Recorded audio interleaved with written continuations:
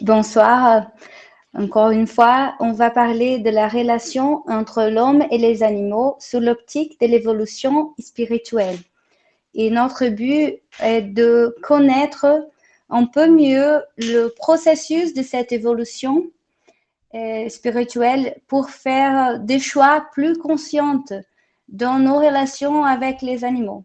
Ça, c'est notre but. C'est pas juste une curiosité pour savoir des détails. C'est pour essayer d'appliquer, de voir quelle est la relation avec cet apprentissage, ces informations avec nos vies et nos choix. D'accord? On va commencer avec la question, les animaux ont-ils une âme? Qu'est-ce que vous pensez? Oui?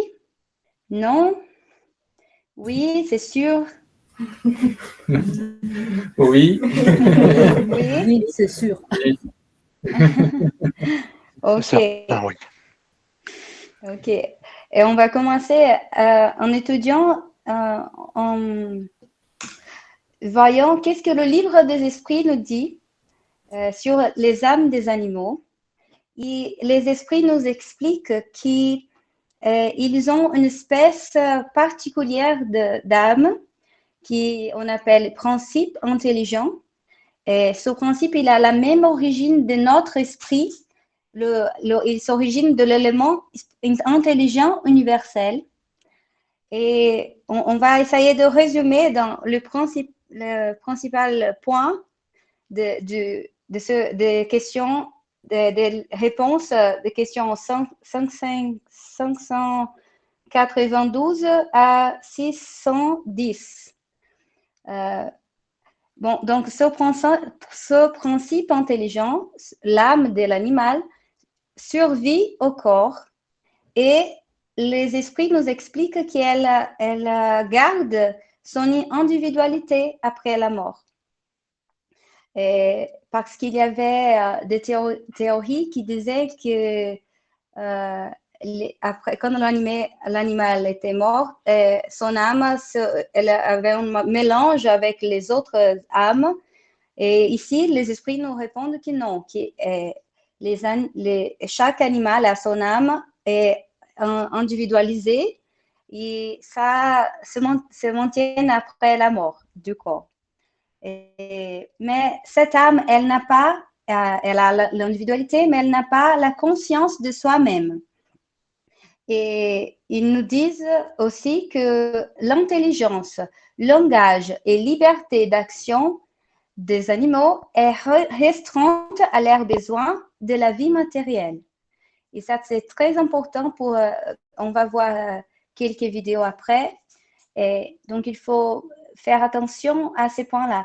Ils n'ont pas le libre arbitre.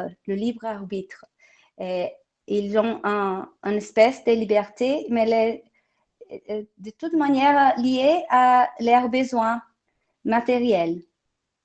Et son intelligence aussi, ils sont capables de travailler, d'améliorer son intelligence, mais toujours avec des intérêts matériels. Et tous les animaux sont soumis à une loi progressive. Ils progressent comme nous, mais notre progrès, il est par notre volonté. Et pour les animaux, c'est par la force des choses, les esprits nous expliquent. Et donc, ils vont vivre, ils vont passer des expériences, des circonstances, et ils vont s'améliorer et développer des compétences. Et c'est comme ça pour eux. Et comme ils n'ont pas le libre arbitre, il n'y a pas d'expiation pour les animaux. Il ne peut pas répondre pour ses actes parce qu'il n'a pas la conscience du bien et du mal. Je crois que ça, ce sont les points, le principal qu'il faut garder du livre des esprits. Et maintenant, une autre question.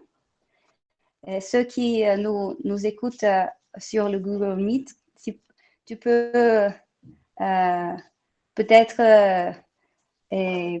lever la main pour dire que si vous êtes, si vous pour répondre comme oui ou non. Ici, c'est un peu différent de Zoom. Il n'y a pas la possibilité de réaction. Donc, on va demander à ceux qui sont dans la salle, là, est-ce que le principe intelligent sera-t-il un jour un esprit humain? Qu'est-ce que vous me disiez? Marie dit que oui. On dit que oui, la majorité ici, c'est là. OK. L'opinion de la majorité, c'est que oui. Et qu'est-ce que nous dit le livre des esprits? Je vais avant d'avancer. Le livre des esprits nous dit que oui, le principe intelligent sera un jour un esprit humain ou non? Bonne question. On espère que tu réponds là. Je pense pas qu'il précise en fait. Je pense pas. Il n'y a pas une réponse définitive, c'est ça? Oui. Ah, ok, exactement. Il y a deux hypothèses. C'est un de... Je ne sais pas s'il y a un autre thème qui est laissé si ouvert comme c'est celui de l'évolution du principe spirituel des animaux jusqu'à la condition humaine. Et même parmi les esprits qui ont répondu les questions du livre des esprits, il n'y avait pas un consensus. Kardec nous explique ça dans le commentaire du chapitre 11 de la deuxième partie. Il nous dit que c'est ainsi, par exemple, que tout ne pense pas de même au sujet des rapports qui existent entre l'homme et les animaux. Selon quelques-uns, donc le premier groupe, selon quelques-uns, l'esprit n'arrive à la période humaine qu'après s'être élaboré et individualisé dans les différents degrés des êtres inférieurs de la création. Quel est l'avantage de ce système? Et ce système donne un but à l'avenir des animaux qui formerait ainsi les premiers anneaux de la chaîne des êtres pensants. Selon l'autre, le deuxième groupe, selon d'autres, l'esprit de l'homme aurait toujours appartenu à la race humaine, sans passer par la filière animale. Quel est l'avantage de cette hypothèse? Et elle est plus conforme à la dignité de l'homme. On peut déduire que les esprits, avec ces points de vue, et il avait un préjugé peut-être, ils ne voulaient pas voir être des animaux il y a billions d'années. Pour moi, l'avantage de la première hypothèse, elle est plus robuste, elle a plus de sens pour moi que la deuxième. Quel est l'avantage? Elle est plus conforme à la dignité de l'homme. Pour moi, ce n'est pas une indignité d'avoir être un animal, peut-être. Et on va voir que la plupart des réponses qui sont dans le livre des esprits sont du premier groupe. Elles sont d'accord. Kardec a choisi de mettre les questions, les réponses du premier groupe. Il a juste seulement fait un commentaire qu'il y avait des esprits qui n'étaient pas d'accord avec ça. Et c'est pour ça que la question 607, comme Kardec demande aux esprits, l'âme semblerait ainsi avoir été le principe intelligent des êtres inférieurs de la création. Il a posé la question directement et ils auront répondu. N'avons-nous pas dit que tout s'enchaîne dans la nature et tend à l'unité? C'est dans ces êtres qui vous êtes loin de tout connaître que le principe intelligent s'élabore, s'individualise peu à peu et s'essaye à la vie, comme nous l'avons dit. C'est en quelque sorte un travail préparatoire, comme celui de la germination, à la suite duquel le principe intelligent subit une transformation et devient esprit. C'est alors que commence pour lui la période de l'humanité et avec elle la conscience de son avenir, la distinction du bien et du mal et la responsabilité de ses actes.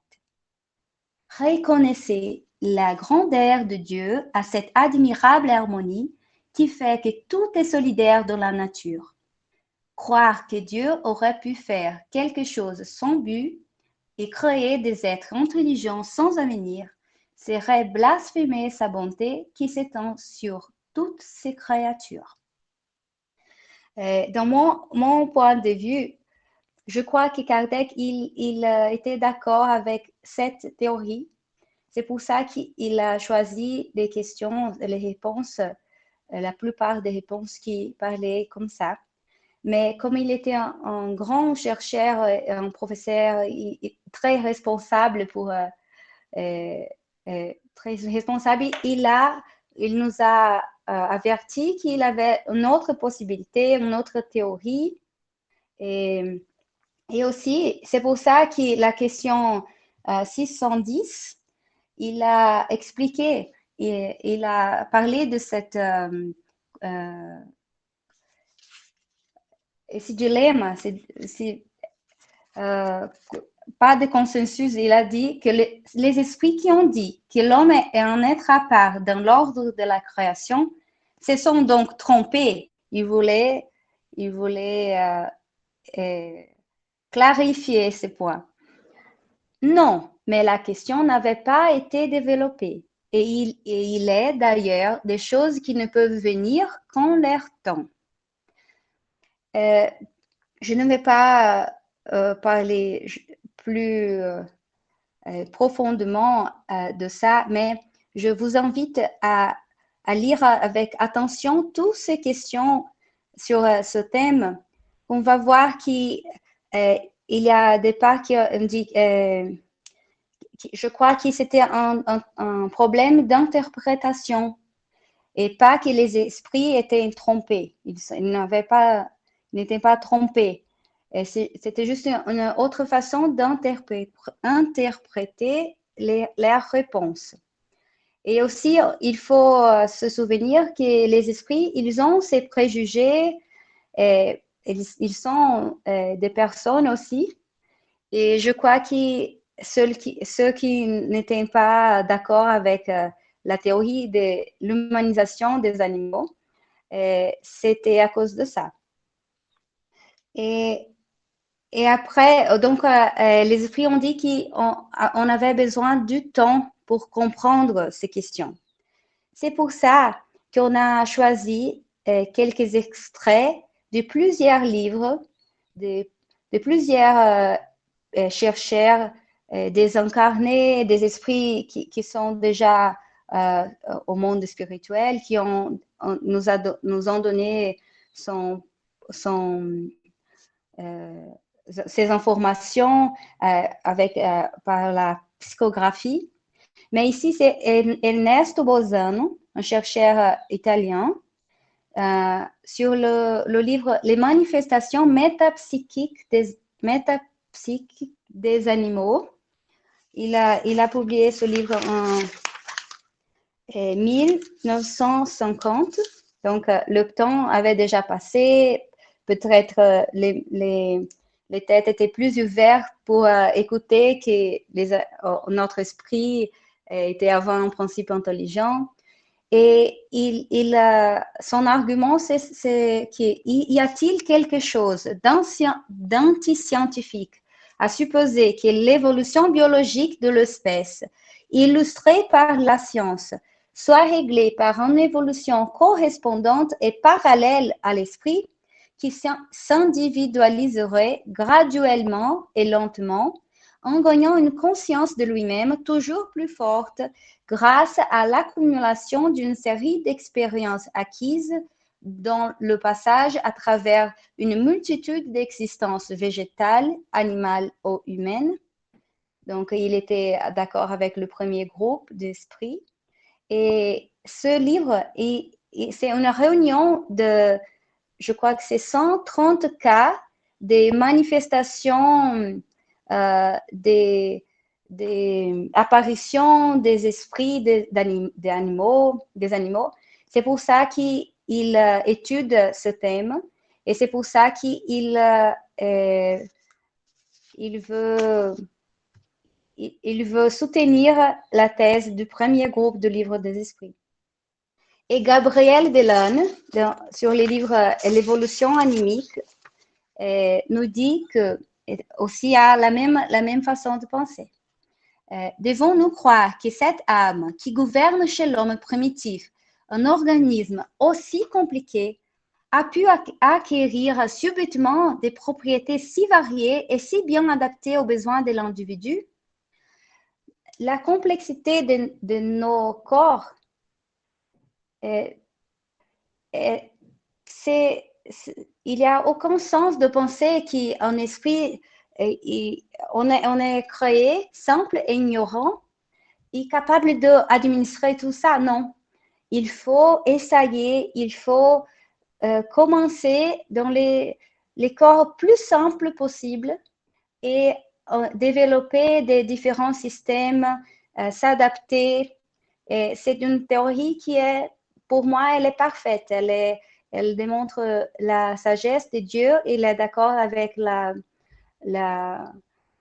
ce que la science nous montre aussi, le point de vue corporel, matériel. Et elle est d'accord aussi avec la question 140 du livre des esprits, où les esprits nous disent c'est ainsi que tout s'enchaîne dans la nature, depuis l'atome primitif jusqu'à l'archange qui lui-même a commencé par l'atome. C'est dans une autre partie du livre et la même façon de penser. Et okay.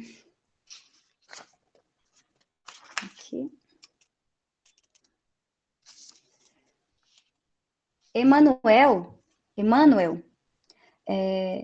l'esprit qui était le guide de Chico Xavier, dans les livres, au livre Le Consolateur, ils nous répondent comment interpréter notre parentèle avec les animaux.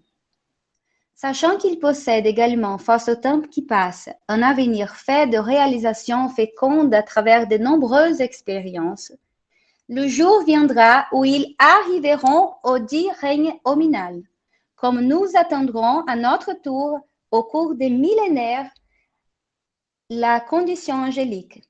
L'échelle du progrès est sublime et infinie. Donc, Emmanuel est un esprit du groupe 1. Et il nous dit, le minéral est attraction, le végétal est sensation, l'animal est instinct, l'homme est raison et l'ange est divinité. Et ok, on a vu qu'il y en a plusieurs personnes et esprits qui je peux dire soutiennent la première thèse, mais ici, ce livre, Évolution dans le monde, c'est où André Louis, un autre esprit qui donnait des informations en utilisant la psychographie de Chico Xavier et Valdo Vieira aussi dans ce livre. Et il va nous expliquer comment ça se passe, cette évolution, la transformation du Père-Esprit, le corps spirituel du principe intelligent des animaux, jusqu'à atteindre la condition humaine. Il va nous dire que les esprits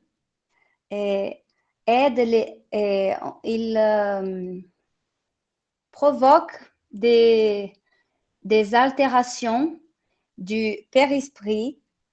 C'est Père-Esprit aussi en français? Du Père-Esprit? Oui. Oui. Et ça, il aide les animaux en entraînant ces transformations du Père-Esprit, du corps spirituel, Et quand l'animal va réincarner, cette transformation va se manifester avec une mutation de ADN du corps. Et c'est pour ça que ça explique comment l'évolution des êtres de la Terre, elle a été si rapide. Si toutes les mutations étaient aléatoires, la chance, la fréquence des mutations délétères serait beaucoup plus grande que les mutations favorables. Et pourquoi c'était plusieurs mutations favorables et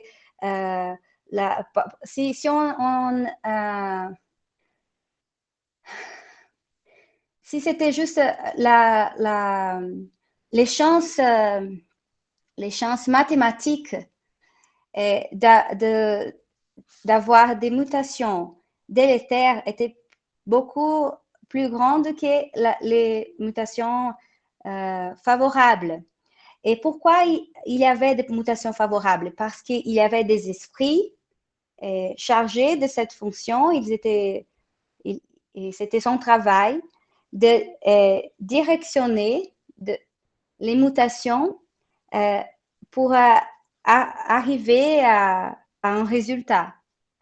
Et les détails, ce livre est un peu complexe, c'est la lecture. La lecture. Oui, la lecture. La lecture. Mais il faut essayer parce qu'il y a beaucoup de réponses sur ces modifications du père-esprit, les transitions entre espèces. Mais même avec ces informations, il y en a plusieurs informations qu'on ne sait pas comment ça se passe exactement. On comprend la grande, comment je peux dire?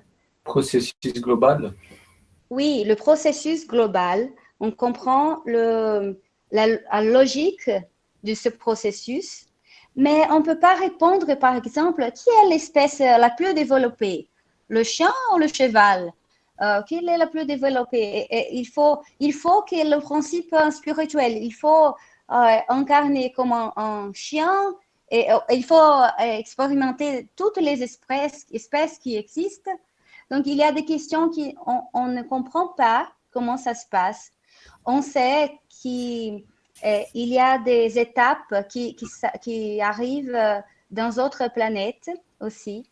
Et la période d'humanisation aussi, le développement du principe spirituel, la transition de l'humanité, et on ne sait pas si elle est arrivée ici en Terre. Et il y a des théories qui nous disent que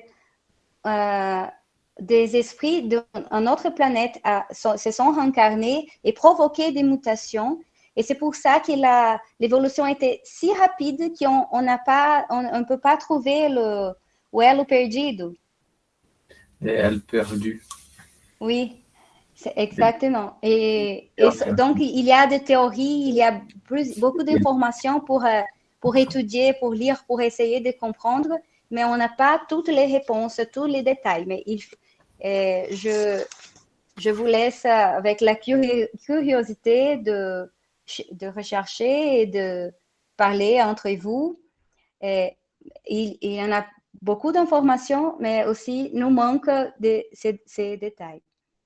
Et maintenant, donc c'était en 1959 qui a été publié ce livre. Et quand on pense, quand on se souvient, on pense qu'il y a des chats, des chiens, ou peut-être un autre animal de compagnie. Avez-vous de... Si? Oui. Oui? Et, les chiens, ils sont intelligents. Est-ce qu'ils sont intelligents? Oui. Oui. Est-ce qu'ils ont des sentiments, des émotions? Oui. Oui. Oui. On va voir, je vais vous montrer une vidéo juste pour illustrer notre présentation.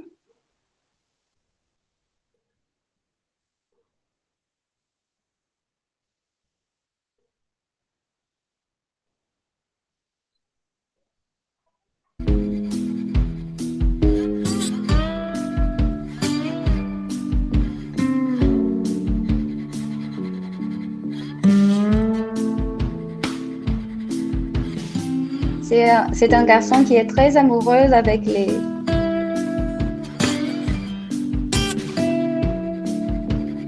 Et elle les aime bien. Et ça, c'est rare de voir. Je vais interrompre.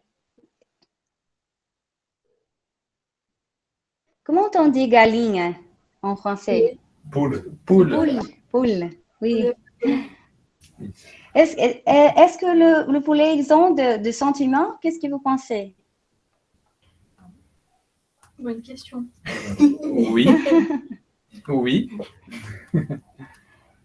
Et les vaches, les bovins. Aussi. On va voir l'intelligence des vaches. Regarde. Elle a appris à ouvrir la source de l'eau. Elles aiment bien jouer.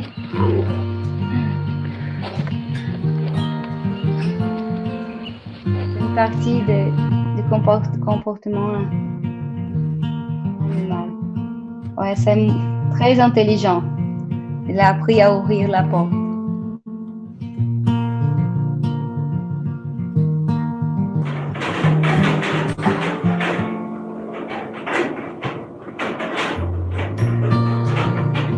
C'est de l'instinct ou de l'intelligence?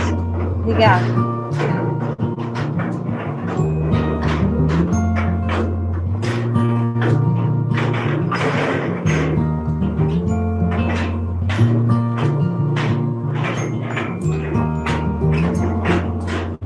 Qu'est-ce que vous me disiez? Instinct ou intelligence? Intelligence. Parce que l'instinct, c'est ce qui tous les animaux le font de la même façon. Ici, c'est un apprentissage, mais toujours il a le but d'attendre leurs besoins de la vie matérielle. Même quand quando nós ensinamos, On les apprend. on les apprend les trucs, c'est il veut recevoir la nourriture après. La récompense. La récompense. Et la dernière vidéo, c'est comment on dit grey parrot en français? Des raisins? Non. Perroquet. Non. Parrot, c'est un perroquet. African grey parrot. C'est un perroquet gris. J'ai compris grey. Allez, grey. Perroquet gris. Attends, Perroquet, ouais. Alex, Perroquet what gris. matter? Et un perro qui il est capable How many? That's right. de compter combien, No, sweetie. No, you can't go back yet. de dire quelle est la matière All right. des objets, si Do you want some water, or are you just asking to interrupt? You're just asking to interrupt. il peut compter, il peut faire la relation. What this shows us is that he really understands what those questions mean. No. You're That's right. right, Good teacher. boy. Alex describing objects. Alex saying, Polly want more than a cracker. That's what you want? I want banana. Carrot. Good birdie. I want corn. Soft corn. Soft corn. Good carrot. We've got rock corn, that's dried corn, and we've got soft corn too. Cold. It's cold, yes. It's cold. Il mange quand j'écoute en anglais, mon français, il Maïs. disparaît. J'arrive pas à parler en français, mais il mange, il demande du maïs. Et quand il commence à manger, il dit qu'il est froid. Donc, il sait qu'est-ce que signifie le mot. Et aussi, elle va demander combien d'objets bleus et ronds. Et il va dire, il est capable de faire la relation entre deux adjectifs et compter. Go pick up corn. Well, no, I'm not going to pick up the corn you threw down. Using his beak, he could tell you what matter objects were made of. Rock? That's Good boy. rock. What matter? What matter, Alex? Wood. That's Good right. boy. Whoa. That's right. Whoa. And amazingly, on a tray, he could tell you the number of squares from the number of balls, the number of each color. How many blue blocks? Four is right. Good parrot. He's choosing from among all the possible answers. Remember, Et il y a des personnes qui croient que les oiseaux, ils ne sont pas très intelligents. Mais c'est un cas, et il a dit à son entraîneur, il est déjà mort, c'est Perrault. Perroquet. Et Perroquet. Perroquet. c'est Perroquet. Il est déjà mort. Et dans ce dernier jour, il a dit « Je t'aime » à sua treinadora. À son entraîneur. Et une histoire très, très, très belle de voir. Mais quand on regarde ça, on peut croire que Dieu a créé ces animaux pour être toujours limité avec dans son évolution. Son évolution, pour moi, ça n'a aucun sens. Et on va parler encore. Attends. Juste une minute.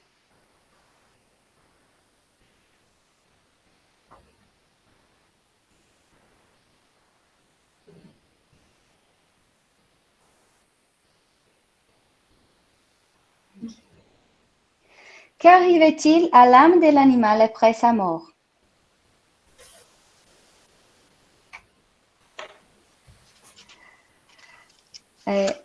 Dans le livre des esprits, la question 60, Kardec demande aux esprits, l'âme de l'animal survivant au corps est-elle après la mort dans un état errant comme celle de l'homme? Et les esprits nous répondent, nous expliquent. C'est une sorte d'erraticité puisqu'elle n'est pas unie à un corps, mais ce n'est pas un esprit errant. L'esprit errant est un être qui pense et agit par sa libre volonté. Celui des animaux n'a pas la même faculté. C'est la conscience de lui-même qui est attribut principal de l'esprit. L'esprit de l'animal est classé après sa mort par les esprits que cela concerne et presque aussitôt utilisé. Il n'a pas le loisir de se mettre en rapport avec d'autres créatures. Et il faut se souvenir que le livre des esprits, les esprits, ils ont besoin de répondre d'une manière objective et courte les informations. Donc, quand on pense les animaux, il faut... les animaux, c'est un règne, le règne animal. Il couvre depuis les porifères jusqu'à les singes. Donc, il ne faut pas mettre tout dans la même boîte. Et ici, les esprits répondent d'une façon générale. C'est pour ça qu'on utilise d'autres œuvres pour complémenter. Et le même livre, Évolution dans deux mondes, nous va va complémenter la réponse des esprits à Kardec. Et André Louis nous explique. Quant aux mammifères qui s'unissent à l'homme par des liens extrêmes d'affectivité, par exemple les chiens, les chats, les oiseaux, en se désincarnant, ils s'agrèguent au nid où évoluent leurs compagnons, et comme cela se produit chez les animaux inférieurs dans les multiples zones évolutives où ils sont répartis, ils n'ont pas une pensée continue qui leur permette d'acquérir les moyens de gérer une nouvelle forme.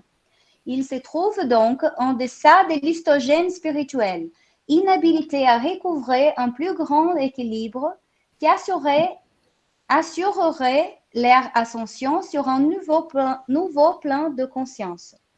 Pour cette raison, une fois l'histolyse des tissus cellulaires effectuée, suite aux conséquences occultes de la mort physique, une période de latence se dilate dans la sphère spirituelle où, à l'exception des rares espèces, pendant une courte durée, ils sont incapables d'utiliser les organes de leur appareil psychosomatique par manque de substances mentales conscientes. Qu'est-ce que vous avez compris?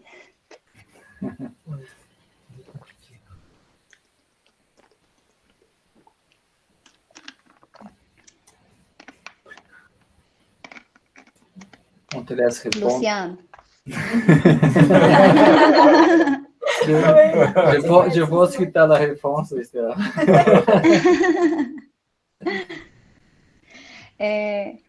Basiquement, les animaux, ils sont capables de penser, mais le penser, il n'est pas continu.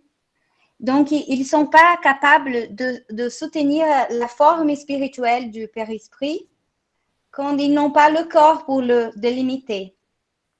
La plupart des animaux, et en parlant d'une façon un peu générale aussi.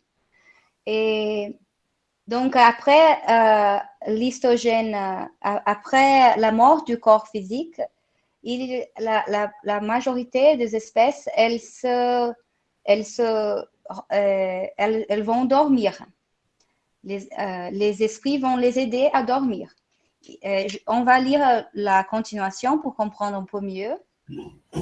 Lorsqu'ils ne profitent pas de la spiritualité affectés à un service auquel ils se consacrent durant un certain laps de temps, ils tombent presque toujours immédiatement après la mort du corps charnel dans une lourde léthargie semblable à l'hibernation et finissent automatiquement attirés par le champ génétique de la reproduction des familles auxquelles ils s'ajustent.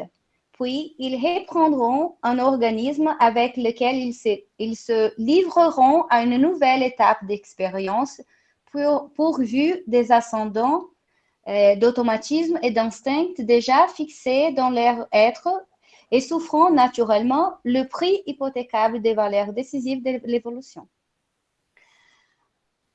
Ici, André Louis nous donne une nouvelle information qu'il y a des animaux qui travaillent dans le monde spirituel. Savez-vous déjà de ça? Avez-vous cette information? Oui. Nous avons trouvé des exemples sur le livre Non Solar. Il y a le cas des chiens qui sont en compagnie pour les équipes de secours, d'aide. D'urgence, oui, d'aide. D'urgence. Il y a des chiens qui accompagnent pour aider avec la sécurité parce que les esprits inférieurs, les esprits méchants, ils ont peur de chiens, donc ils sont utilisés pour ça. Et il y a des oiseaux qui aident avec les fluides, les formes pensées délétères aussi, les formes pensées qui sont qui fazem mal, Sont négatives.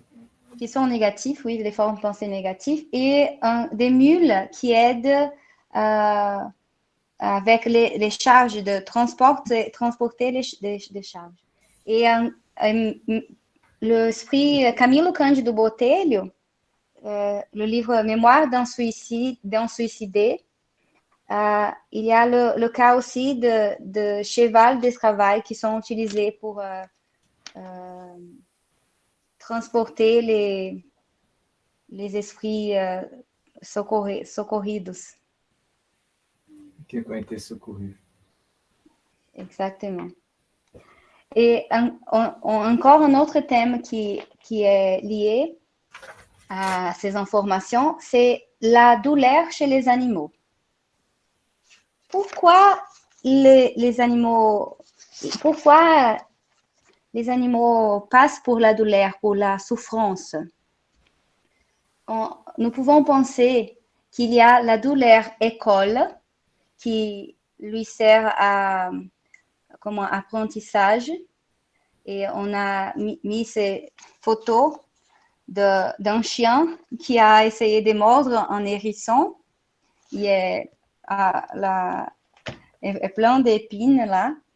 Et la majorité de chiens, après que ça arrive, ils ne vont pas essayer de mordre un hérisson parce qu'ils ont appris qu'avec la douleur, a dor os ensinou. Comment je peux dire? La douleur Les a appris. La douleur les a appris. Exactement. Que c'est pas une bonne choix, c'est pas une bonne façon de lidar com ele. Mais il y a des chiens, il y avait un chien que j'ai examiné sur la clinique, qui dans 15 jours, il a venu 3 fois avec, comme ça, plein d'épines. Donc, il y a ceux qui n'apprennent pas même avec la douleur. Et c'est pour exercer l'intelligence et leur capacité, leur habilité de faire ses choix. Mais aussi, il y a des douleurs qui sont la douleur qui est conséquence de la loi de la destruction.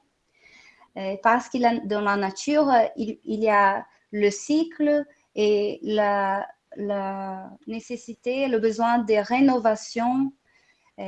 Donc, c'est très difficile de voir un animal, spécialement ceux de notre compagnie, ceux on aime bien, de les voir avec des maladies chroniques et les voir en souffrance avec la douleur et les interventions. Donc, ce type de douleur, qui c'est une conséquence de la loi de destruction, elle est aussi un apprentissage pour nous on va conviver com isso. Como que eu posso dizer? Vivre avec cela. Oui. On va vivre avec cela, ça sera nécessaire de faire des choix par rapport à si on va faire de l'euthanasie, il faut lui donner des cuidados específicos, des soins spécifiques, hein, des soins. Donc, pour nous, c'est une forme aussi de nous développer et ils vont sentir notre amour, notre préoccupation et ça va servir comme une façon on peut aider leur évolution. Avez-vous compris? Ça a un sens? Et il y a des personnes qui ne croient pas que les esprits aident les animaux. Et je vous dis que c'est exactement ce qu'on fait ici. A treinadora, l'entraîneur do Parrot, que eu já esqueci de novo. Perroquet. Le perroquet. Et elle lui a aidé beaucoup à développer son intelligence et c'est une chose qu'il va porter avec lui. Cette individualité, ce principe spirituel de Alex, il va toujours il a été influencé par elle, par son amour et son dédication. Et c'est quand les animaux ils sont malades, ils nous demandent plus de soins, plus d'attention. Et c'est la chance qu'on a de leur démontrer ça et aider leur évolution. Et l'euthanasie. Quand on pense sur le thème euthanasie humaine, le spiritisme nous explique que ce n'est pas un choix. On ne peut pas faire l'euthanasie chez l'homme. Pourquoi? Parce que parfois, dans les derniers moments de sa vie, l'esprit va s'apercevoir de quelque chose et il va arrepenter. Repentir. Il va se repentir des erreurs. Il va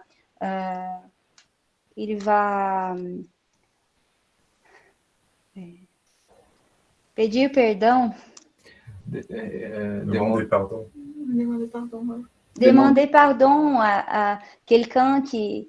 Donc c'est un moment de vulnérabilité et que c'est très important il faut qu'il passe parce qu'il y a le processus d'expiation des erreurs des autres vies. Il y a aussi, c'est une épreuve pour lui. Mais et les animaux? Qu'est-ce qu'on doit penser de l'euthanasie d'animal? Est-ce qu'il peut se repentir de ses erreurs? Non, il n'a pas le libre arbitre. Exactement, il n'a pas la responsabilité de ses actes. Donc, il y a des cas, ça c'est une opinion personnelle, en analysant toutes ces informations qu'on a déjà parlé, qu'il y a des cas qui s'est indiqué de faire l'euthanasie animale. Et par exemple, sur les patients en phase terminale, qui ont une maladie, une condition dégénérative, et avec une douleur intense qu'on ne peut pas ralentir avec des médicaments ou avec des interventions. Il n'y a pas une intervention qui peut ralentir la douleur. Oui, soulager. Donc, dans ces cas-là, c'est notre responsabilité, comme leur gardien, de les aider à faire la transition pour le monde spirit. En savant qu'ils vont survivre et que c'est à nous de décider. Mais il ne faut pas être arbitraire dans cette décision. Il y avait des clients qui, par exemple, le chien avait 12 ans, il était 12 ans et il a cassé la jambe. Et il voulait, non, il ne faut pas, ça ne vaut pas la peine de l'opérer, tu peux l'euthanasier. Et je dis, non, je ne peux pas faire ça comme un professionnel. Et il a amené le chien à un autre professionnel qui lui l'a fait. Et il faut penser, il faut toujours penser, il ne faut pas sentir Culpabilité. Parce qu'il y a plusieurs amis qui m'appellent et disent, Stella, mon chat, mon chien, mon lapin, il est comme ça. Et qu'est-ce que je dois faire? Je dois espérer un peu plus, attendre un peu plus. Qu'est-ce que je dois faire? Et je parle sur ces conditions que je pense qui sont... Et aussi, je demande de faire une prière et demander écouter l'intuition. Qu'est-ce qui est le mieux pour lui, pour cette créature qui est à vos soins et dans votre responsabilité. Et je vais, pour cause de l'horaire, on va parler de dernier sujet, manger de viande. Et on va justement lire le texte et après, pour les questions et clarifications, vous pouvez discuter. Qu'est-ce que vous pensez? Donc, en Matthieu, chapitre 15, verset 11, ce n'est pas ce qui entre dans la bouche qui suit l'homme, mais ce qui sort de la bouche, c'est ce qui suit l'homme. Et le livre des esprits, la question 723, la nourriture animale est-elle chez l'homme contraire à la loi de nature? Dans votre constitution physique, la chair nourrit la chair. Autrement, l'homme dépérit. La loi de conservation fait à l'homme un devoir d'entretenir ses forces et sa santé pour accomplir la loi du travail. Il doit donc se nourrir selon que le veut son organisation. Ce sont les deux extraits que les personnes qui mangent de la viande l'utilisent pour se justifier. Et qu'est-ce qu'ils pensent? On peut se souvenir du gavage des oies et aussi l'élevage des pourcents, l'aviculture industrielle. Aujourd'hui, elle a arrivé à un point très, comment je peux dire? Conséquent. Non, je ne veux rien dire. Je vais justement montrer les images et on va voir qu'est-ce qu'André Louise nous dit de ce thème. Et c'est un esprit, ce n'est pas André Louise, c'est son guide là, sur le livre Missionnaire de la Lumière. Le guide lui dit: nous faisions valoir avec toute la responsabilité de la science la nécessité des protéines et des graisses diverses, mais nous avons oublié que notre intelligence, si fertile en découverte de commodité et de confort, pouvait trouver de nouveaux éléments et des moyens pour accroître les suppléments protéiniques dont a besoin l'organisme, sans pour autant recourir aux industries de la mort. Nous avons oublié que l'augmentation des produits laitiers pour enrichir l'alimentation constitue un facteur important parce que des temps viendront pour l'humanité terrestre où l'étable, comme le foyer, sera aussi sacrée. Et Emmanuel, les spiritistes de Minas Gerais le demandent. L'homme commet-il une erreur en s'alimentant de la chair des irrationnels? Et le point de vue d'Emmanuel. L'ingestion des viscères d'animaux est une erreur aux lourdes conséquences, d'où dérivent de nombreux vices dans la nutrition humaine. Il faut déplorer une telle situation, car si la condition physique de la créature exige certaines vitamines, ces valeurs nutritionnelles peuvent être trouvées dans les produits d'origine végétale, sans avoir à recourir à des abattoirs et des chambres froides. C'est un peu rigide, un peu radical, peut-être un peu extrême, mais il va continuer pour flexibiliser un peu. Il dit, toutefois, nous devons prendre en considération les mécanismes économiques existants concernant les intérêts et l'harmonie collective où tant d'ouvriers gagnent leur pain quotidien. Ces dispositifs ne peuvent être supprimés d'un jour à l'autre sans de graves conséquences. Mais consolons-nous à la vision de l'avenir en travaillant avec dévouement pour l'avènement de nouveaux temps quand les hommes pourront dispenser de leur alimentation les dépouilles sanglantes de leurs frères inférieurs. Il nous parle aussi de l'écologie, de nos relations avec toutes les autres espèces et la nature aussi. Il dit que les règnes de la nature sont le terrain d'opération et de travail des hommes. Il est donc logique de le considérer plus sous leur responsabilité directe qui sont celles des esprits, raison pour laquelle ils répondront en conscience devant les lois divines de ce qu'ils ont fait du patrimoine de la nature terrestre. Ce que nous avons fait, qu'est-ce qu'on fait du patrimoine de la nature terrestre? Il faut penser sur nos choix. Et aussi l'autre extrême qui est l'humanisation des animaux de compagnie.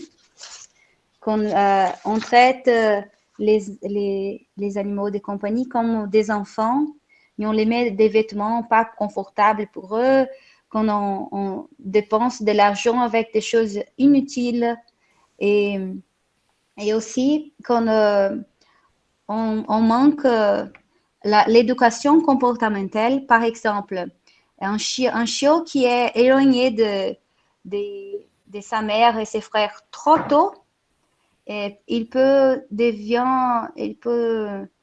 devient possessif, agressif, et parce que les personnes ne comprennent pas l'éthologie et ce qu'ils ont besoin, et les traitent comme si c'était un humain, un enfant, et ça, c'est pas bon. C'est pas une bonne façon d'utiliser notre responsabilité sur eux. Et parfois, quand on traite comme des enfants, on déclenche l'anxiété de séparation. Donc, il faut traiter bien, mais comme un animal. Il faut connaître ses vrais besoins. Et pour finir la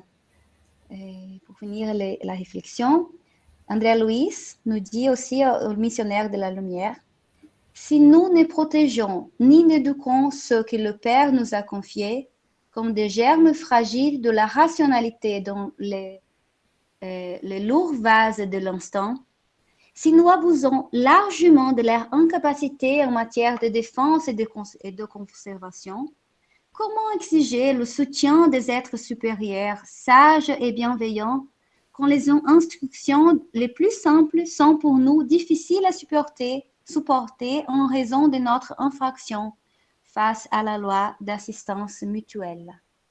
La loi d'assistance mutuelle. Et une inspiration pour nous, c'est toujours François d'Assise, qui était capable de demander à des oiseaux de ne pas chanter quand il parlait à les personnes et elles les obéissent. Et aussi l'histoire avec le loup, qui est très, très, très belle. C'est notre inspiration finale. Merci pour votre attention. Merci pour votre patience avec mon français déficitaire. Et nous sommes ouvertes pour des questions, des commentaires. Merci beaucoup. Merci beaucoup.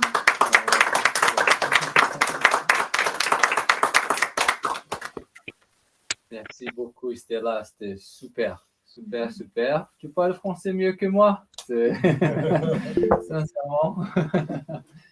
C'était vraiment très intéressant, très riche, très complète. Et on voit, hein, tout le monde est content là. On voit qu'il y a des cœurs. Bien. Bon, pour les questions-réponses, pour qu'on s'organise, on va commencer ici déjà dans la salle. Après, ceux qui sont en ligne, il y a un petit bouton là d'une petite main. Vous cliquez sur les mains et on vous donnera la main ensuite. Mais on commencera par ici, ok? Bon, qui a des questions ici, s'il vous plaît? Est-ce qu'il y a quelqu'un qui a des questions ici? Oui, Sandrine? On a dit que lorsque l'animal allait être euthanasié par son maître, beaucoup de maîtres, par tristesse, laissent en fait l'animal partir avec le vétérinaire sans l'accompagner jusqu'au dernier moment. Et ça, c'est une réelle souffrance de l'animal. Est-ce que vous confirmez qu'il faut aller jusqu'au bout et être à côté de lui au dernier moment? C'est ça que je indique à mes amis, d'être avec eux jusqu'au dernier moment. Mais si parfois pour la personne est trop difficile, elle peut pas leader, elle peut pas gérer. Elle peut pas gérer. Elle peut pas gérer.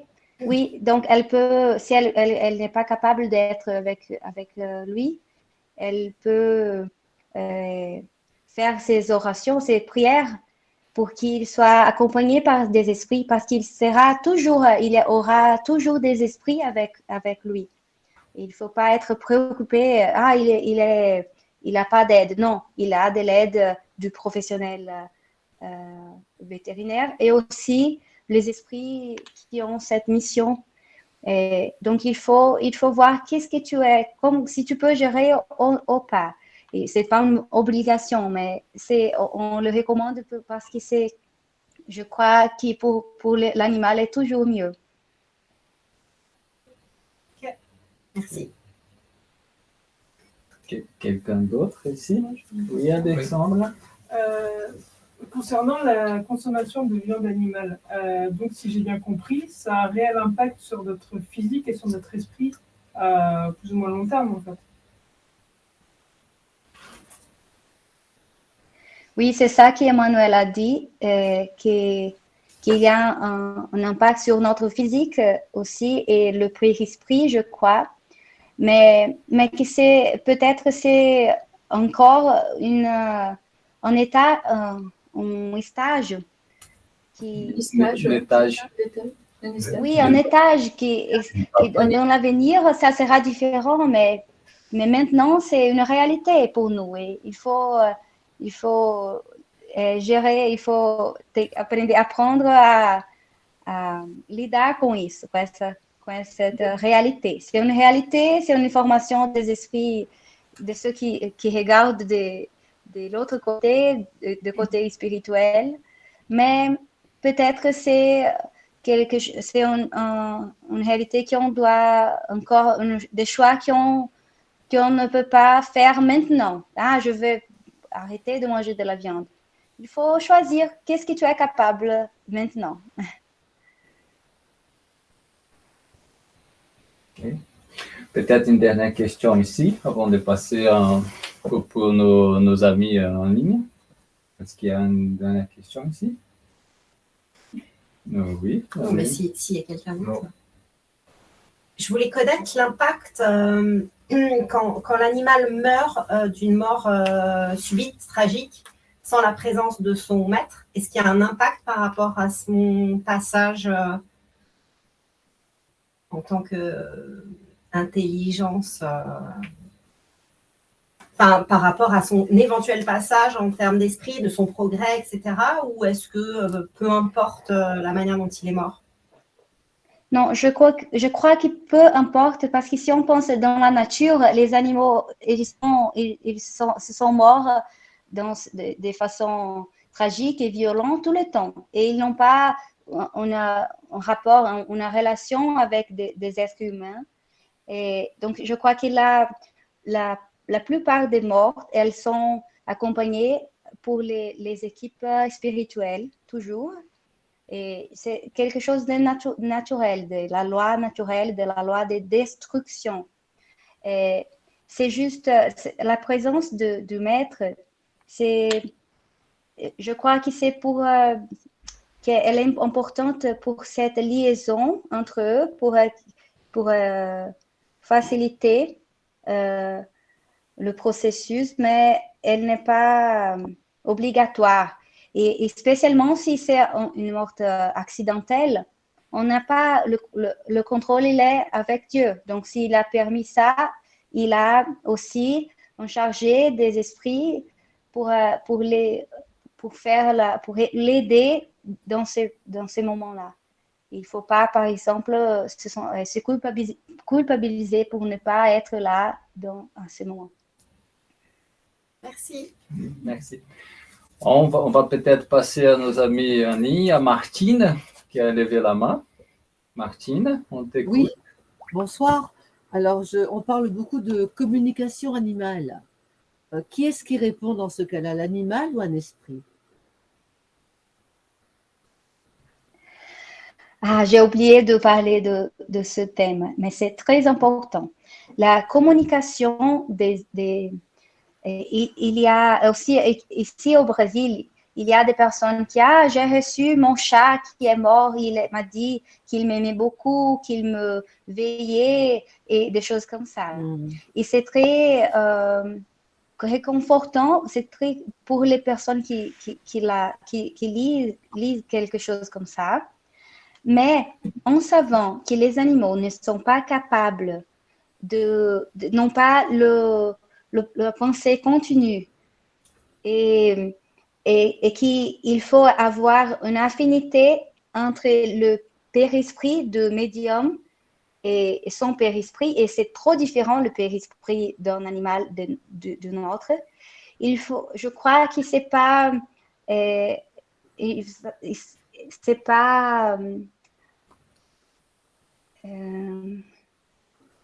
não é razoável. C'est pas raisonnable de croire que c'est possible dans un chat, un chien, un animal, donner une psychographie ou une communication orale. Mais quand ça se passe, quand bien merci pour tout ce que tu m'as fait, que tu m'as aidé beaucoup. Je crois que c'est possible que l'esprit responsable pour l'aider donne les communications pour ralentir, pour rassurer. Exactement, pour rassurer le maître. Et donc, c'est vrai les informations qui sont là, mais ce n'est pas l'animal qui les a données. Ça fait sentido? Oui, merci beaucoup. Oui, je voulais savoir. Oui, merci beaucoup. Merci. Ah, j'ai encore une question. Lorsqu'on prie pour un animal qui est parti, est-ce qu'il le ressent? Est-ce que son âme le ressent? Je crois que rien se perd dans l'univers. Je ne sais pas comment je crois qu'il ne peut pas se souvenir de toi et elle pense à moi. Mais peut-être ça peut lui faire du bien, il peut se sentir mieux. Et si il est en dormant, par exemple, je crois que cette énergie le va accompagner dans ce processus jusqu'à ce qu'il soit dans un nouveau corps, dans une nouvelle incarnation. Et donc, c'est jamais inutile. Je crois que c'est utilisé. Merci beaucoup. Nos pensées, nos énergies. Merci beaucoup. Merci, Martine. Est-ce qu'il y a quelqu'un d'autre personne n'a levé la main?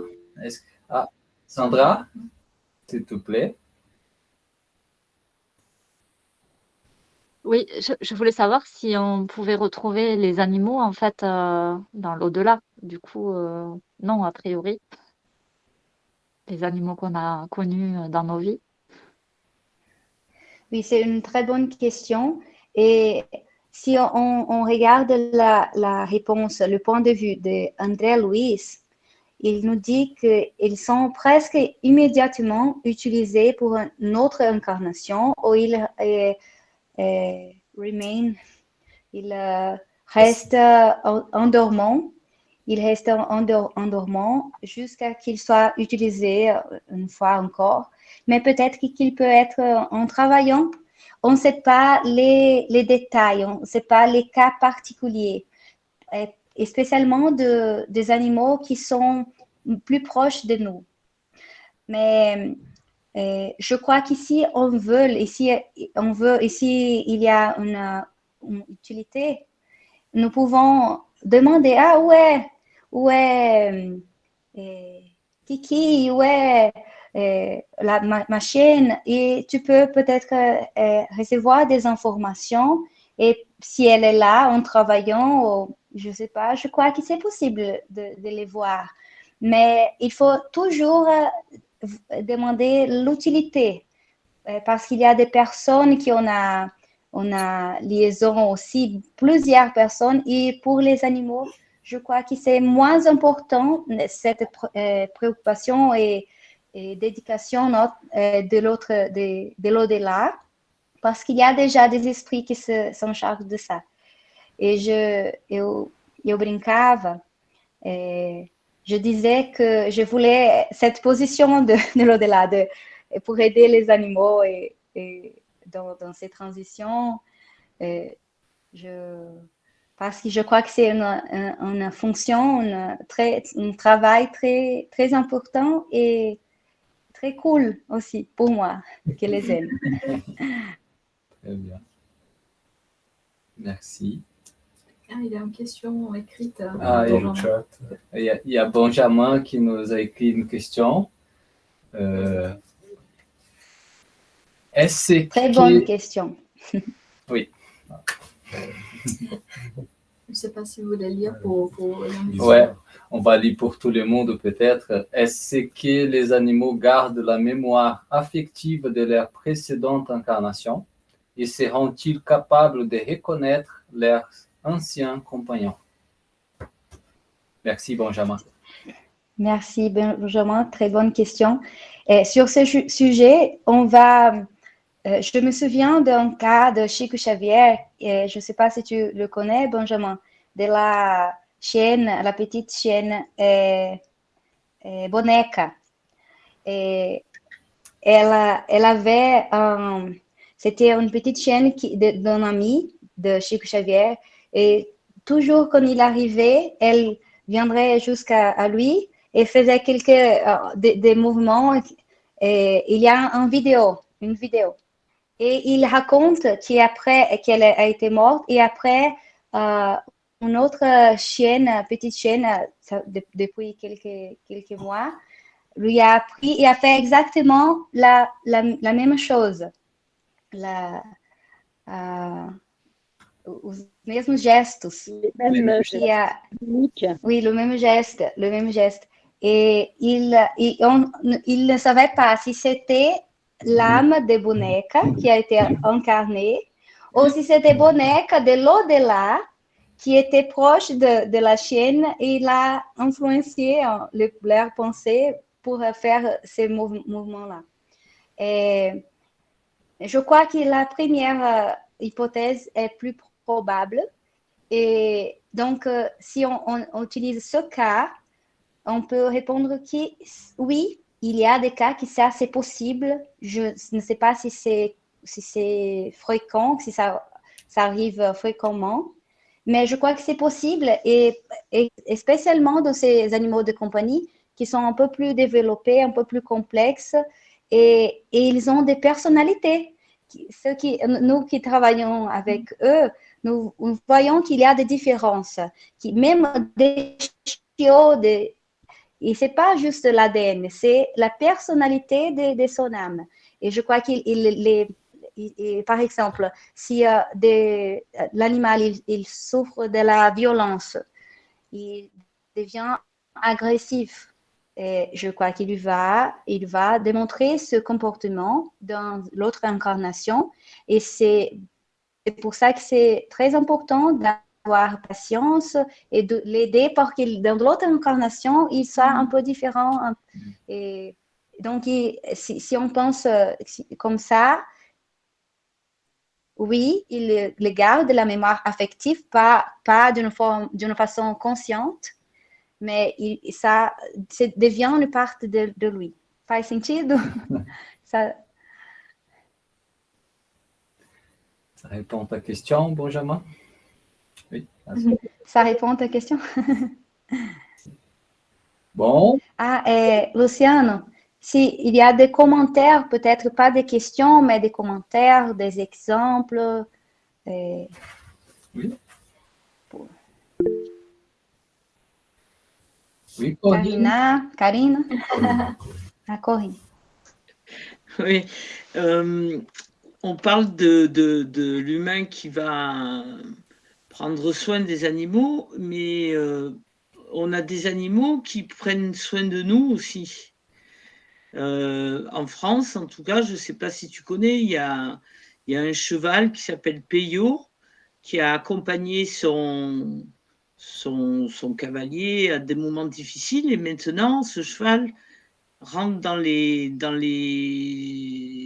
hôpitaux en soins palliatifs et il choisit les personnes à qui il va soutenir, quoi. Et un chat aussi qui allait visiter les personnes dans des maisons de retraite. Et en général, c'était juste 24 heures avant leur décès, avant leur départ, quoi. Donc, voilà, c'était pour savoir ce que tu pensais de ça et comment on le regarde, quoi. Je t'entends pas. Il y a le micro. Ça, c'est super. C'est très émouvant. Et je crois que c'est un témoignage de la loi d'assistance mutuelle qu'André Louise nous a dit. C'est une assistance mutuelle. Ce qu'on peut donner, et on recevoir aussi beaucoup de nos frères spirituels et les grands frères et les petits frères aussi. C'est une assistance mutuelle et c'est très émouvant. Très joli de savoir, d'écouter. Merci. Mais on peut lire Nora. Ouais, on va lire la question de Nora en attendant. Nora pose la question: que penser des animaux qui souffrent dès leur naissance, laboratoire, élevage intensif? Au-delà de la souffrance, qu'y a-t-il à apprendre dans tout cela? Merci Nora. Merci Nora. C'est une question, je crois que c'est un thème un peu plus profond et il ne faut pas répondre sans bien penser. Mais je crois qu'ils sont soumis, c'est une conséquence de notre réalité actuelle des relations avec nous. Ils vont servir ils vont comme un aliment de plusieurs personnes et aussi pour tous les animaux qui sont utilisés dans l'expérimentation animale pour les découvertes scientifiques. Quand on pense de notre point de vue, notre responsabilité par rapport à ça, il faut toujours essayer de choisir l'option qui a moins d'impact sur les animaux. S'il y a une option de développer un produit ou un médicament testé sans l'utiliser, c'est toujours la meilleure option. Mais pour ceux qui expérimentent cette souffrance, je crois que c'est comme dans la nature, qu'il y a ces animaux qui sont mordus et qui sentent la douleur pendant quelques jours, par exemple. Il n'y a personne pour les aider. C'est la loi de la nature, la loi de destruction qu'ils vont être morts de toute manière, de toute façon. Mais on peut faire que sa mort soit utile pour les découvertes scientifiques. Et l'élevage intensif, il faut toujours l'élevage porcin, l'aviculture industrielle, tout ça, il faut toujours rendre en compte le bien-estar animal. Bien-être animal. Le bien-être animal. Et je sais que ça, pour moi, j'ai passé plusieurs années végétalienne sans manger rien. Et pour moi, dire bien-être animal et le tuer, c'était un contresens. Ça n'avait pas du sens. Mais je comprends, comme Emmanuel a dit, la conjoncture de facteurs qui, pour ces animaux, ils sont des martyrs, des victimes pour un bien meilleur, peut-être. Mais on espère que pour le futur, ça ne sera plus nécessaire. Et je crois que maintenant, il y a déjà les comités d'éthique pour évaluer l'expérimentation. Il y a des lois aussi pour éviter des cruautés sur les systèmes d'élevage.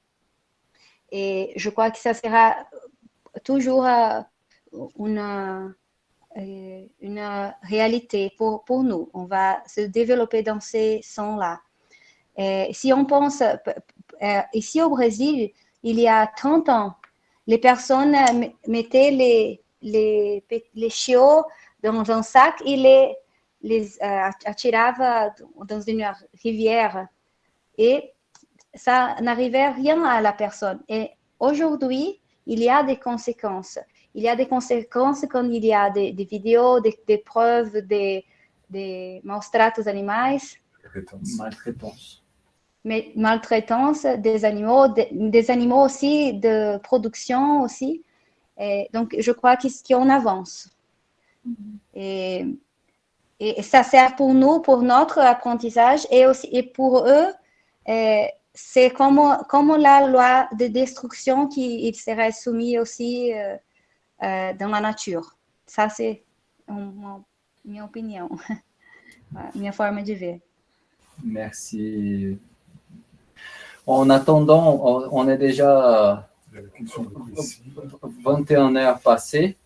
En attendant la question de Kessie, j'aimerais... Il y a Léonore qui pose une question. Sur la question de Kessie. Il a écrit, Kessie? Il a écrit, il faut juste scroller. Non, le sens contraire. Oui, voilà. Après Nora, monte.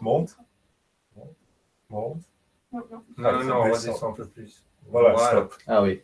Bon, on va lire la question de Kessie, après celle de Léonore, et on va clôturer là-dessus. Après, sinon ça va être trop tard.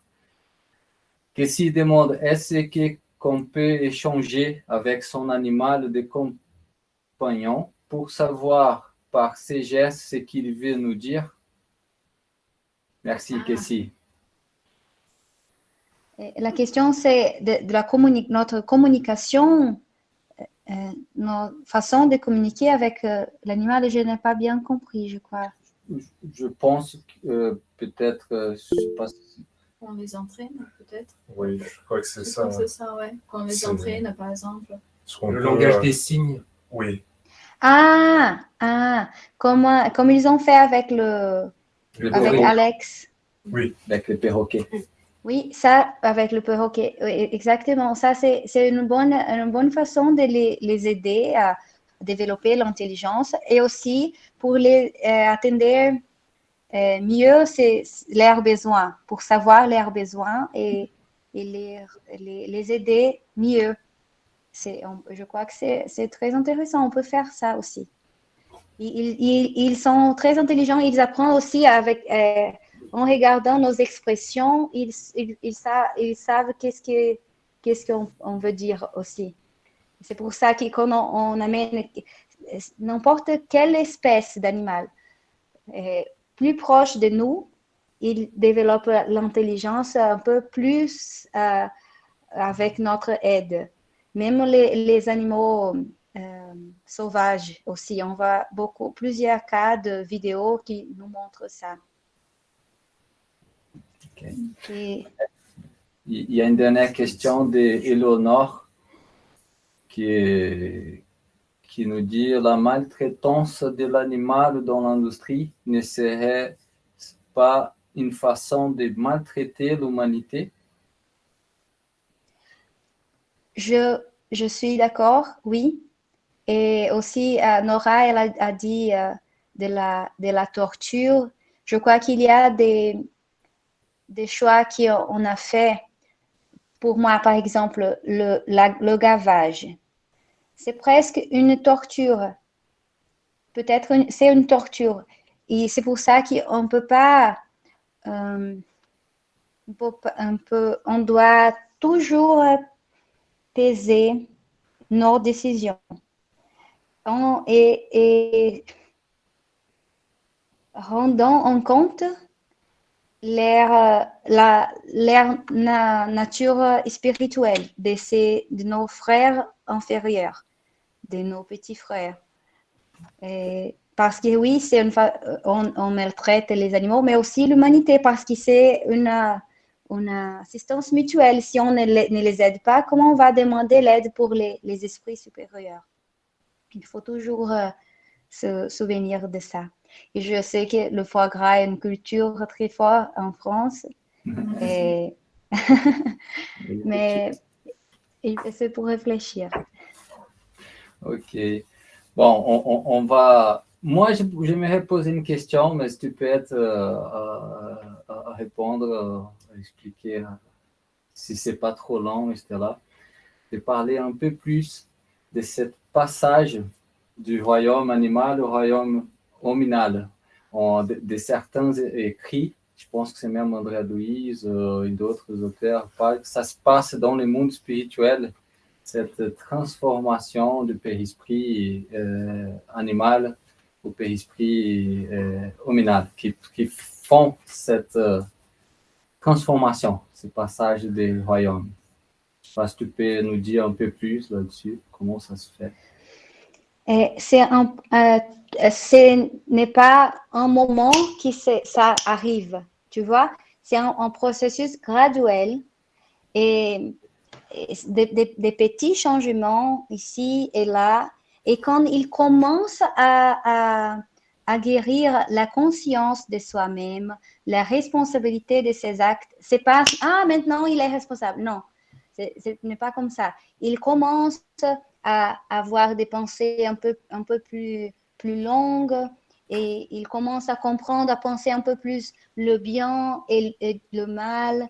Et donc, il est dans la période d'humanisation. Et ce qui est arrivé ici sur Terre, est-ce que les esprits qui étaient plus primitifs, ils sont partis sur une autre planète, une partie, pour continuer son développement spirituel. Et des esprits plus développés dans notre planète se sont réincarnés ici.